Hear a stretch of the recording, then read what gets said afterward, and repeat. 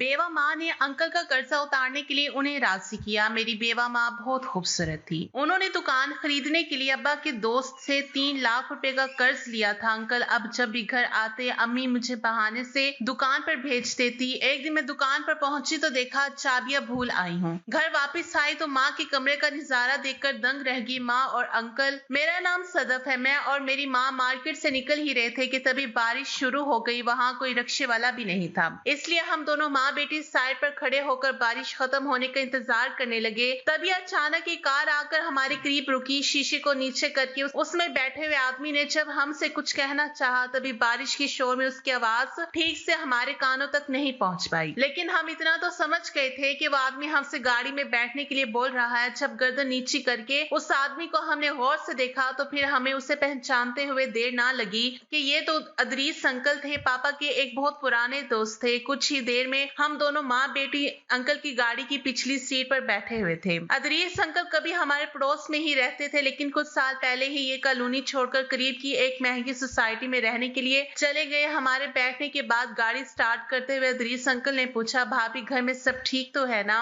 अम्मी ने कहा कि हाँ सब ठीक है। आप बताइए आपकी बीवी कैसे और बच्चे वगैरह कितने हैं? अंकल ने जवाब दिया, भाभी जब बीवी ही नहीं है तो फिर बच्चे कहाँ से आएंगे? माँ ने बड़ी ही हैरानी से पूछा, क्यों, क्या हुआ आपकी बीवी को? जब आप हमारे पड़ोस में रहते थे तभी तो शादी हुई थी आपकी। अंकल ने कहा, वो शादी चल ही नहीं पाई। 2 साल में ही हम दोनों की तलाक हो गई और पिछले साल ही ये केस खत्म हुआ है और मुझे उसके बदले में 50 लाख रुपए देने पड़े। अंकल की बात सुनकर माँ ने बड़ी ही हैरानी से उन्हें देखा और फिर उनसे बोली, ये तो बहुत ही बुरा हुआ, माफ कीजिएगा, मुझे इस बात की बिल्कुल भी भनक नहीं थी। अंकल ने कहा कि हाँ, खबर आपको होगी भी कैसे, आखिर मैं तो कॉलोनी छोड़कर सोसाइटी में जो रहने चला गया हूँ और बिजनेस के सिलसिले में अब मैं इतना मसरूफ रहता हूँ कि कहीं भी मुझे आने जाने की फुर्सत ही नहीं मिलती। और जब लियाकत साहब थे तब उनसे कभी कभार मेरी फोन पर बात हो जाया करती थी। खैर छोड़िए, आप मेरा नंबर ले लीजिए। अगर कभी किसी भी चीज की आपको जरूरत हो तो बेझिझक मुझे फोन कर लीजिएगा। अंकल ने माँ को अपना कार्ड दिया, जिसे माँ ने अपने पर्स में रख लिया और कुछ देर में ही हम दोनों घर पहुंच गए थे। अंकल हमें हमारे घर तक छोड़कर वापस चले गए। शराब की लत की वजह से आज से 3 साल पहले मेरे पापा का इंतकाल हो गया था। मेरे पापा कोई बेहतर इंसान नहीं थे, उन्हें शराब की लत लगी हुई थी और इसी बुरी लत में उन्होंने अपने गांव में अपनी सारी इज्जत को बर्बाद कर दिया था। शराब के नशे में वो अक्सर मेरी माँ के साथ मारपीट किया करते थे। मेरी माँ मेरी वजह से सब कुछ बर्दाश्त करती रही, क्योंकि तब तक मैं बहुत छोटी थी। मेरी परवरिश में किसी भी तरह की कोई कमी ना आए, बस इसी के लिए मेरी माँ दिन रात बहुत मेहनत करती। पापा के मरने के बाद मेरी माँ घर में ही लोगों के कपड़े सीने लगी थी, जिससे हमारा गुजारा ठीक ठाक चल जाता था। मेरे पापा के बड़े भाई यानी कि मेरे ताया काफी दौलतमंद इंसान हैं, लेकिन हम माँ बेटी को वो पूछते तक नहीं थे। किसी भी त्योहार पर वो लोग मेहमान की तरह घर आते हैं और मेरे हाथ में थोड़ी बहुत मिठाइयाँ रखकर सिर्फ फॉर्मेलिटी के तौर पर हमें वो सब सामान देकर चले जाते थे। माँ की वजह से ही मैं आज एक अच्छे कॉलेज तक पहुंच पाई हूँ। कॉलेज घर के नजदीक ही था। कॉलेज में ही मुझे फहाद मिला, जिससे मेरी दोस्ती हो गई और फिर मेरी दोस्ती कब प्यार में बदल गई ये तो मुझे पता ही नहीं चला। मैं अपनी माँ से सारी बातें शेयर करती थी, लेकिन फहाद वाली बात मेरे माँ को अभी तक नहीं बताई, क्योंकि एक तो माँ वैसे भी परेशान रहती थी। इस पर अगर मैं उन्हें ये बात बताती कि मैं किसी लड़के से प्यार करती हूँ तो शायद वो और भी ज्यादा दुखी हो जाती। मेरे कॉलेज की छुट्टियां थी, इसलिए अब मैं पूरे दिन घर में ही रहती थी और माँ के काम में थोड़ा बहुत हाथ बटा दिया करती थी। घर के पास से एक नई मार्केट बनकर तैयार हुई थी। उसी मार्केट में मेरी माँ लेडीज गारमेंट्स की एक दुकान शुरू करना चाहती थी। इसी सिलसिले में आज हम मार्केट गए हुए थे, जहाँ हमारी मुलाकात अदरीस अंकल से हो गई। मार्केट में दुकान खरीदने के लिए माँ को 6 लाख रुपयों की जरूरत थी। मेरे ताया के लिए 6 लाख रुपए कोई बहुत बड़ी रकम नहीं थी और अम्मी उनसे मांग भी लेती तो शायद वो उन्हें दे भी देते, लेकिन माँ ने उधार लेना बिल्कुल भी मुनासिब नहीं समझा। हम दोनों माँ बेटी घर में एक सहेली की तरह ही रहते थे। मेरी माँ अपनी हर मुश्किल में मुझसे बात करती तो मैं भी अपनी कॉलेज लाइफ की बातों को माँ से ही शेयर कर लेती थी। 1 महीना गुजर गया था। इसी बीच माँ दुकान के लिए 3 लाख रुपए का लोन लेना चाह रही थी, इसलिए पिछले 1 महीने से मेरी माँ बैंक का चक्कर लगा रही थी, लेकिन बैंक से उन्हें सिर्फ 1 लाख का ही लोन मिल पाया। गोल्ड गिरवी रखकर माँ ने 2 लाख का और भी इंतजाम किया और ये 3 लाख रुपए उस दुकान वाले को दे आई। अब बाकी के 3 लाख रुपयों के लिए माँ ने उस दुकान वाले से 2 महीने का वक्त ले लिया, लेकिन अब माँ को 2 महीने के अंदर अंदर ही 3 लाख रुपए का इंतजाम करना गया था। सुबह उठकर मैं अपनी पढ़ाई में मशगूल हो गई और माँ किचन में सुबह खाना बनाने के बाद झाड़ू लगा रही थी। कुछ देर में हाथों में झाड़ू लिए वहीं मेरे कमरे में आ गई और बोली, सदफ मेरे दिमाग में एक बात आ रही है। मैंने कहा, बोलो माँ। माँ ने कहा, रुपयों के लिए एक बार क्या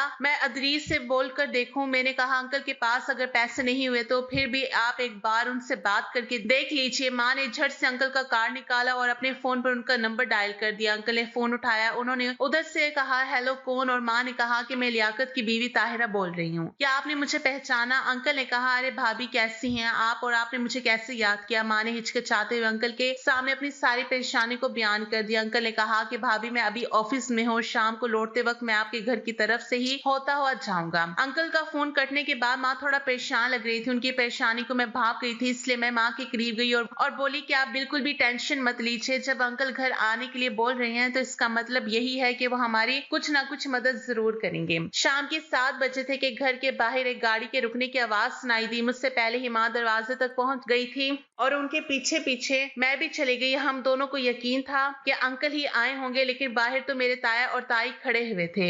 उनके साथ मेरी कजन भी थी। उन तीनों लोग घर में आए और फिर चाय नाश्ते के बाद ताया ने हमें बताया कि मेरी कजन अपनी पढ़ाई पूरी करने जापान जा रही है। देर रात इसकी फ्लाइट है। ताया ने माँ से कहा, ताहिरा मैंने सोचा था कि सदफ को भी बाहर पढ़ने के लिए भेज दूं, लेकिन इसके यहाँ पर ना रहते हुए तुम बिल्कुल ही अकेली हो जाओगी। बस यही सोचकर मैं पीछे हट गया। माँ ने कहा कि आपने बिल्कुल सही सोचा, सदफ के बिना मैं बिल्कुल अकेली हो जाती। माँ की बात पूरी होते ही माँ के फोन की घंटी बजने लगी। अंकल का ही फोन था। माँ फोन लेकर मेरे कमरे में चली गई और जब कमरे से बाहर निकली तो वो काफी बेचैन लग रही थी। मेहमानों के बीच में उनसे उनकी परेशानी की वजह कैसे पूछती, तो मैंने माँ को मैसेज करते हुए पूछा, क्या हुआ माँ? माँ सामने बैठी थी। माँ ने फौरन ही रिप्लाई किया, थोड़ी देर में अदरीस घर पहुंचने वाला है, क्या करें? अजीब सी परेशानी थी, कुछ समझ ही नहीं आ रहा था। अगर ताया ताई के सामने ही अंकल घर पहुंच गए तो बड़ा ही मसला हो जाएगा। न जाने फिर ये लोग क्या सोचेंगे। यहाँ से जाने के बाद वो लोग तरह तरह की हमारे बारे में बातें बनाएंगे। मेरी ताई को तो आसानी से बात करने का मौका मिल जाएगा। वो पूरे रिश्तेदारों में इस बात का पतंगड़ बनाकर पेश कर देंगी। मैंने माँ को मैसेज किया कि आप बाहर जाकर अंकल को फोन कर लीजिए और उन्हें अपने साथ लेकर मार्केट में चली जाए और वहीं पर उनसे जो भी बातें आपको करनी है वो आराम से कर लीजिएगा। तब तक मैं इन लोगों को अकेले ही संभाल लूंगी। माँ ने वैसे ही किया। उन्होंने ताया को कहा कि मैं एक जरूरी काम से थोड़ी देर के लिए मार्केट जा रही हूँ। माँ के इस तरह अचानक चले जाने से मेरी ताई को बिल्कुल भी अच्छा नहीं लगा, इसलिए माँ के जाने के कुछ देर के बाद ही ताया और ताई एयरपोर्ट के लिए रवाना हो गए। मैंने माँ को फोन किया कि माँ वो लोग चले गए हैं। मेरी बात सुनकर माँ ने गहरी सांस ली और कहा कि ठीक है, मैं अभी बस थोड़ी ही देर में घर आ रही हूँ। थोड़ी देर में अंकल की कार हमारे दरवाजे पर आकर रुकी। अंकल की गाड़ी में ड्राइविंग सीट के बगल में माँ बैठी थी। मेरी माँ काफी खुश नजर आ रही थी। मैंने अंकल को सलाम किया और फिर उन्हें घर में आने को कहा, लेकिन वो बहुत जल्दी में थे। फिर कभी आने के लिए बोलकर वो वहां से चले गए। माँ खुशी के मारे फूले नहीं समा रही थी। अंदर आते ही माँ ने झट से दरवाजा बंद किया और मेरे हाथों में एक पैकेट पकड़ा दिया और बोली, खोल कर देख, पूरे 3 लाख रुपए हैं। मेरा मसला हल हो गया। मैं अदरीस के साथ जाकर कल सुबह ही दुकान की रजिस्ट्री करवा लूंगी। धीरे धीरे 6 महीने गुजर गए। माँ की मेहनत कामयाब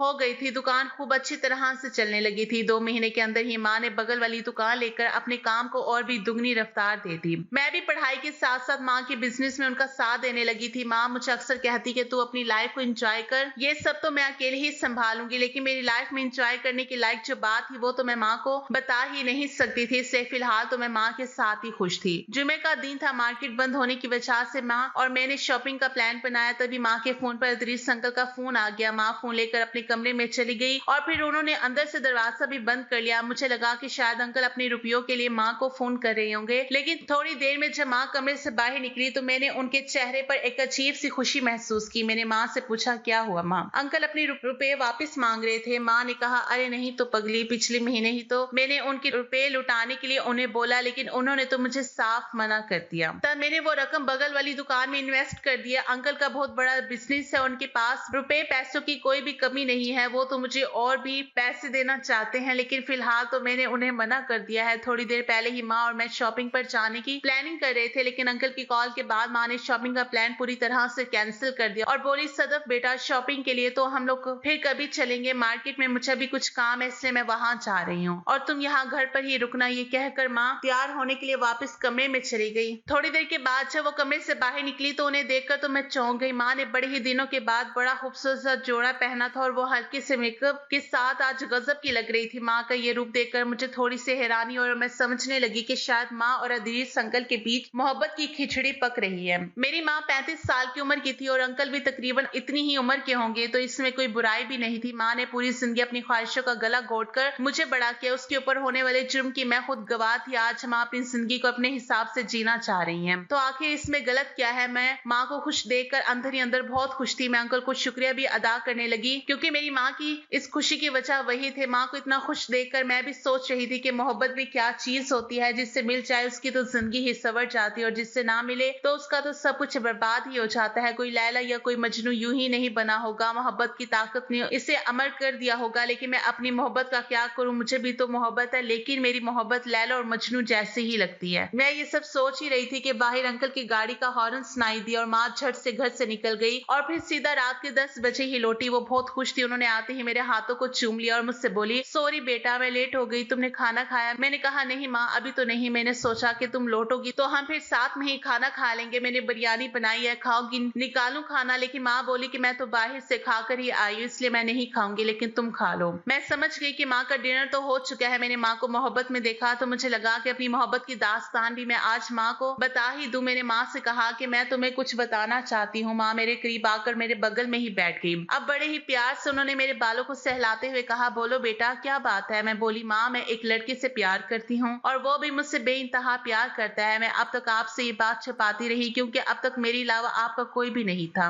मैं जिंदगी में पहली बार आपको इतना खुश देख रही हूँ। मेरी बातों से माँ का खूबसूरत चेहरा और भी ज्यादा खिल गया। फिर वो बोली कि अच्छा, ज्यादा मुझे मक्खन मत लगा और ये बता कि लड़का करता क्या है? मैं बोली कि मैं जिस लड़के से प्यार करती हूँ उसका नाम फहाद है और यही करीब में ही रहता है। मेरी बात सुनकर माँ ने कहा, सच्ची मोहब्बत कभी किसी भी दायरे की मोहताज नहीं होती और इसमें ना कोई ऊंच होती है ना ही कोई ईंच। सच्ची मोहब्बत को कभी कोई नहीं रोक सकता। ये बात उन्हें अब तक मुझे क्यों नहीं बताई? चल अभी के अभी मेरी बात करवा फहाद से। माँ के कहने पर मैंने फौरन ही फहाद को फोन लगा दिया, उससे बता दिया कि आज मैंने माँ को तुम्हारे और मेरे रिश्ते के बारे में सब कुछ बता दिया है और इसलिए माँ अब तुमसे बात करना चाहती है। थोड़ी ही देर के बाद मैंने माँ को फोन पकड़ा दिया और फिर उनसे कहा कि लो, आप फहाद से बात कर लो। माँ ने फहाद से बहुत लंबी चौड़ी बात की। माँ ने उससे उसके घर वालों से लेकर उसकी पढ़ाई और उसके फ्यूचर को लेकर भी सारे सवाल कर डाले। फोन रखने के बाद माँ बहुत खुश थी। बोली कि सदफ, मुझे तेरी पसंद पर नाज है बेटा, फहाद एक बहुत ही अच्छा इंसान है और देखना एक दिन वो बहुत बड़ा जज बनेगा। मेरे दिल पर जो बोझ था वो उतर गया था। अब मैं भी माँ की तरह ख्वाबों की हसीन दुनिया में उम्मीदों के पंख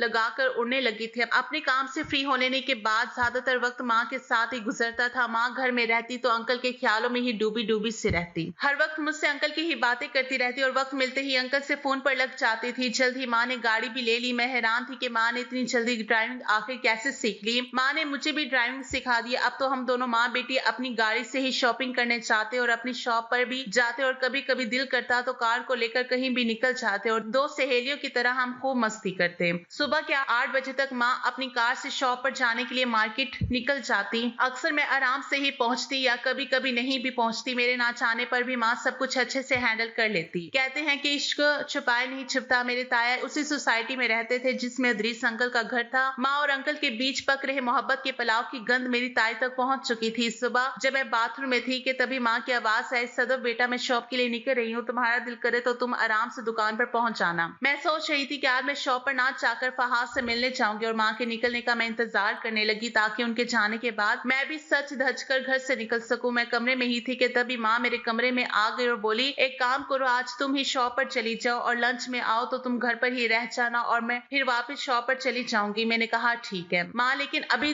तो तुम शॉप पर जाने को तैयार थी, अब अचानक से तुम्हें क्या हो गया? तो माँ बोली कि वो दरअसल मुझे कोई जरूरी काम याद आ गया, इसलिए मैं अभी नहीं जा सकती। मैंने गाड़ी निकाली और मैं दुकान की तरफ निकल पड़ी, लेकिन जब मैं दुकान पर पहुंची तब मुझे याद आया कि मैं शॉप की चाबियां तो लाना ही भूल गई हूँ। शॉप से घर की दूरी सिर्फ 5 किलोमीटर की ही थी। मैंने फिर से गाड़ी स्टार्ट की और घर के लिए निकल पड़ी। घर पहुंची तो देखा कि घर के बाहर अदरीस अंकल की गाड़ी खड़ी हुई है। मैं माँ की इस जरूरी काम को अब अच्छी तरह से समझ गई थी। मैंने उनको लोगों को डिस्टर्ब करना बिल्कुल भी ठीक नहीं समझा, लेकिन शॉप की चाबियां लेना भी बहुत जरूरी था। मैं घर के बाहर से ही माँ को फोन लगाने लगी और फिर मैंने उनसे कहा कि मैं चाबी घर पर ही भूल आई हूँ। मेरी पूरी बात सुने बिना ही माँ ने मुझे कहा कि बेटा तुम अभी घर पर मत आना, मैं जरूरी काम से बाहर आई हुई हूँ। और मैं फिर से शॉप पर पहुंच गई और माँ के जरूरी काम से फ्री होने का इंतजार करने लगी। आधे घंटे में माँ शॉप पर पहुंच गई। मैंने माँ से कहा कि आज तुम दुकान संभालो, मैं जा रही हूँ। माँ बोली कि तुम कहाँ जा रही हो? मैंने कहा कि मुझे भी बहुत जरूरी काम है और फिर मैं पहुंच गई फहाद के फ्लैट पर। शाम को जब मैं घर पहुंची और फ्रेश होकर रात के खाने की तैयारी में लग गई कि तभी हमारे दरवाजे की घंटी बजी। ताया और ताई आए हुए थे। दोनों ही लोग सोफे पर बैठ गए और मैंने दोनों को गिलास में पानी दिया और बोली कि मैं उनके लिए चाय बनाकर लाती हूँ। ताई बोली कि नहीं बेटा, चाय की कोई जरूरत नहीं है, तुम बस यहाँ आओ और मेरे पास बैठो, क्योंकि मुझे आज तुमसे कुछ बात करनी है। ताई ने मुझे अपने बगल में ही बिठा लिया और बोली, देखो सदफ, अक्सर बच्चे बिगड़ते हैं तो उनकी शिकायत उनके माँ बाप से की जाती है, लेकिन जब माँ बाप ही बिगड़ रहे हो तो फिर उनकी शिकायत किससे की जाए? क्या उनके बच्चों से की जाए? देखो ना कैसा जमाना आ गया है बेटा, तुम तो समझदार हो इसलिए मैं ये बात तुम्हें समझा रही हूँ। तुम अपनी माँ को कंट्रोल करो, क्योंकि उनकी वजह से सोसाइटी में हमारी बहुत नाक कट रही है। मैंने कहा, क्यों, ऐसा क्या कर दिया मेरी माँ ने? ताई ने कहा कि अरे हमारी सोसाइटी के रहने वाले अदरीस के साथ तेरी माँ आजकल खुले आम घूम रही है और तू पूछ रही है कि ऐसा क्या किया तेरी माँ ने? और तो और पानी तो अब सर से ऊपर ही गुजर गया है। तब जाकर हम दोनों ने ये फैसला किया कि तेरे कानों तक हम ये बात पहुंचाए। तेरी माँ को मैंने फोन भी किया था तो वो शॉप पर ही थी और उससे ने बताया कि तू इस वक्त घर पर है, इसलिए फिर हम सीधा तेरे पास से चले आए। ताई और ताया ने काफी देर तक मुझे समझाने की कोशिश की और मुझे तरह तरह की बातें बताई और उसके बाद वो लोग चले गए। उनके जाते ही मैंने माँ को फोन किया। माँ घर आई तो मैंने उन्हें पूरी बात बता दी। वो मुझे कुछ भी नहीं बोली और चुपचाप अपने कमरे में चली गई। अगले दिन सुबह उठकर मैंने माँ से कहा कि माँ, मैं आपके साथ हूँ, आपने कुछ भी गलत नहीं किया है, इसलिए आपको किसी की भी परवाह करने की कोई जरूरत नहीं है।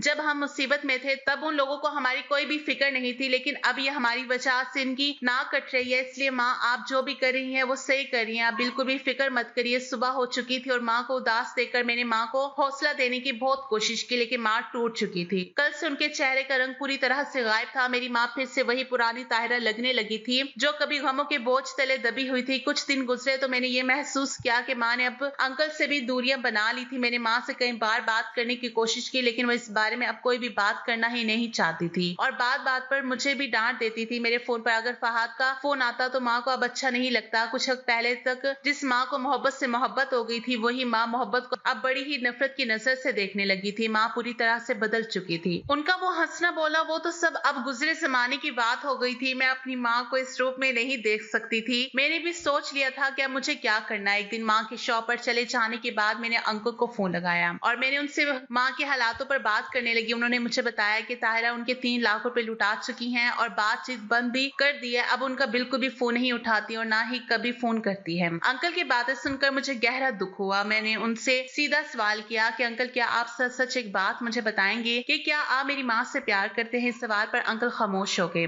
मैंने फिर से पूछा, आप बताइए कि आप क्या चाहते हैं अंकल, क्या आप मेरी माँ से शादी करने की हिम्मत रखते हैं? अंकल ने जवाब दिया कि हाँ, मैं ताहिरा से शादी करना चाहता हूँ, लेकिन पिछले कुछ दिनों से वो पूरी तरह से बदल चुकी है। एक दिन ताहिरा मेरी सोसाइटी में मेरे साथ ही थी और हमें आपके ताया ने देख लिया था। उन्होंने फिर पूरी सोसाइटी में इस बात का पंतंगड़ बनाकर पेश किया। तभी से ताहिरा ने मुझसे बात करनी बंद कर दी है। अब तो वो ना तो मेरा फोन उठाती और ना ही मुझसे मिलने आती। अब तुम ही बताओ कि इसमें आखिर मेरी क्या गलती है, मैं क्या करूं? मैंने कहा कि ठीक है, कल संडे है, क्या आप कल सुबह मेरे घर आ सकते हैं? अंकल ने सुबह घर आने का वादा करके फोन काट दिया। रात को माँ घर आई तो मैंने माँ को कुछ भी नहीं बताया। सुबह हुई तो मैं जल्दी ही उठ गई। आज संडे का दिन था इसलिए मैंने माँ को भी नहीं जगाया। सुबह के 8 बजते ही अंकल घर पहुंच गए। उनकी आवाज सुनकर माँ भी अपने कमरे से बाहर आ गई और उन्होंने अंकल की तरफ बड़ी ही हैरानी और भरी नजर से देखा और उनसे बोली कि तुम यहाँ क्या लेने आए हो? अंकल कुछ कहते कि तभी मैं बोल पड़ी। मैंने माँ से कहा कि अंकल को मैंने घर बुलाया है। मेरी ये बात सुनकर माँ को बहुत गुस्सा आ गया और वो मुझसे बोली कि तुमने मुझसे बिना पूछे किसी को भी घर में बुलाने की हिम्मत कैसे की? मैंने माँ से कहा कि माँ, अंकल तुमसे बहुत मोहब्बत करते हैं और मैं अच्छे से जानती हूँ कि तुम भी उनसे बहुत मोहब्बत करती हो, लेकिन तुम माशरे के डर की वजह से इस बात को मानने से इनकार कर रही हो। याद करो जब हम लोग मुसीबत में थे तब यही लोग हमें पूछते भी नहीं थे, तब अंकल ने ही हमारी मदद की। आज तुम रिश्तेदारों के चक्कर में अंकल की मोहब्बत को ऐसे कैसे ठुकरा सकती हो? माँ, अगर आपको जिंदगी में अकेले ही रहना है तो फिर ठीक है, रहो आप अकेले, मैं भी यहाँ से चली जाती। इतना कहकर मैं जोर जोर से रोने लगी। मुझे रोता हुआ देखकर मेरी माँ का दिल पिघल गया। माँ बोली, देख सदफ, मेरे लिए तो तू ही सब कुछ है, मैं सब कुछ सह लूंगी, लेकिन अगर कोई मेरी वजह से तुझे गालियां दी, ये मैं बिल्कुल भी बर्दाश्त नहीं कर सकती। उस दिन तेरे ताया और उनकी बीवी दोनों ही मेरी शॉप पर आए थे और सबके सामने उन्होंने मुझे बहुत सलील किया था। मैं भी क्या करती, तू अब बड़ी हो चुकी है और तेरी भी शादी की उम्र है। ऐसे में मैं अपनी शादी के बारे में सोचूं तो फिर लोग क्या कहेंगे, इसलिए मैंने अदरी से दूरियां बना ली। मुझे मालूम था कि मेरी माँ मुझसे बेहद प्यार करती है और अंकल से भी बेइंतहा प्यार करती है। मेरे रो देने से थोड़ी देर में ही घर का पूरा माहौल ठीक होने लगा।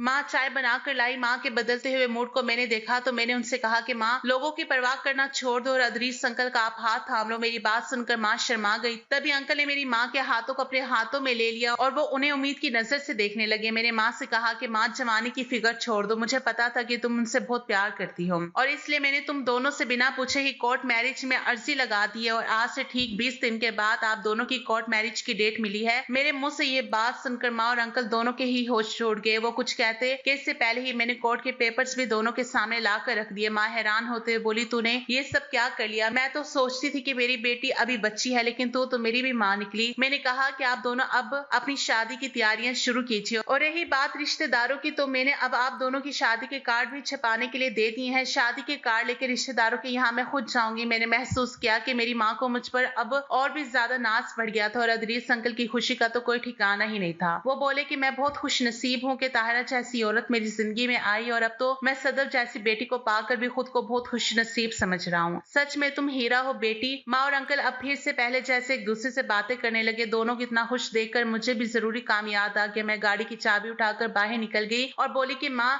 मैं जरूरी काम से बाहर जा रही हूँ। दोनों को घर में अकेला छोड़कर मैं जाने लगी तो दोनों शर्मा गए और मैं घर से बाहर निकल आई। मैं शादी की तैयारियों में लग गई थी और अंकल ने भी अपनी शादी के बाद की रिसेप्शन पार्टी के लिए होटल बुक कर लिया था। अगले दिन कार्ड छपकर आ चुके थे। मैंने सबसे पहले कार्ड अपनी ताई के घर देना ही मुनासिब समझा। मैं माँ को बिना बताए उनकी सोसाइटी में उनके घर पहुंच गई। मैंने डोर की बेल बजाई तो ताई ने ही दरवाजा खोला और मुझे यूं अचानक सामने देखकर ताई बड़ा ही चहकते हुए बोली, अरे कैसी हो? आज तुम रास्ता कैसे भटक गई? मैंने कहा कि दरअसल मुझे जरूरी काम था इसलिए आई हूँ। मैं ताई के ड्राइंग रूम में बैठ गई। ताई बोली, उस दिन तेरे पास से होकर मैं तेरी माँ की शॉप पर गई थी और फिर मैंने उससे काफी समझाया कि ये सब ठीक नहीं है। घर की बच्चों की शादी की उम्र में अगर माँ ही इस तरह की हरकतें करेगी तो फिर ये कितनी शर्म की बात है, जिससे बच्चों पर भी बुरा असर पड़ता है। उस दिन की बात का काफी असर हुआ है तेरी माँ पर। लगता है कि अब सुधर गई है। देख, मैं तेरी माँ की जिठानी हूँ। अगर वो गलत रास्ते पर जाएगी तो मेरा ये फर्ज बनता है कि मैं उसे सही रास्ते पर लेकर आऊँ। बोल, चाय पिएगी? मैंने कहा, नहीं बड़ी अम्मी, मैं थोड़ा जल्दी में हूँ। मैं ताई का लेक्चर सुनने के लिए नहीं आई थी। मैंने सीधा कार्ड निकाला और उनके हाथों में थमाते हुए बोला, ये बड़ी अम्मी शादी का कार्ड है, इसे रख लीजिएगा। आप शादी में बड़े पापा के साथ ही आइएगा। कार्ड देकर ताई के चेहरे पर मुस्कुराहट झलकने लगी। बोली, अरे लड़का भी देख लिया और शादी भी तय कर ली और तू मुझे अब बता रही है? ठहर, छोड़, ये तो बड़ी ही खुशी की बात है। बता, मेरा दामाद करता क्या है? मैं खड़ी हो गई और दरवाजे तक पहुंच के मैंने ताई से कहा, लड़का बिजनेसमैन है ताई, वो आपका दामाद नहीं है। आप कार्ड को अच्छे से पढ़ लीजिएगा। मैं जा रही हूँ। मैं अपने घर आ गई और मैंने माँ को सब कुछ बता दिया। हम दोनों जोर जोर से हंस रहे थे क्योंकि कार्ड पढ़ने के बाद ताई पर क्या गुजरी होगी ये तो हम दोनों ही जानते थे। अम्मी की शादी वाले दिन हम कोर्ट मैरिज भी पहुंच गए। माँ और अंकल दोनों सामने खड़े हुए थे। माँ की तरफ से गवाह के रूप में मैंने साइन किया था। हमारी मार्केट के कई लोग भी इस शादी में शामिल हुए थे। शादी के जोड़े में माँ किसी हीरोइन से कम नहीं लग रही थी।